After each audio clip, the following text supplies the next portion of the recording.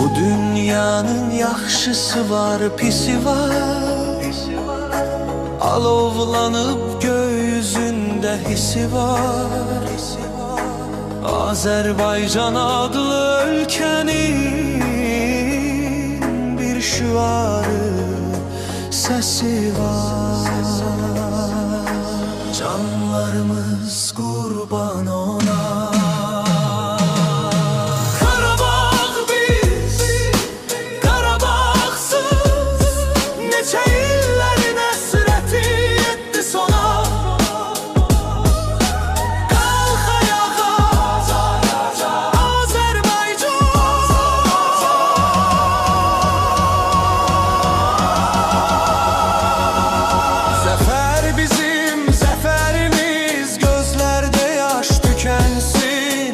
Yüreklerde qəhrimiz azad oldu. Ağdam, Şuşa, Laçın, Xan kəndimiz.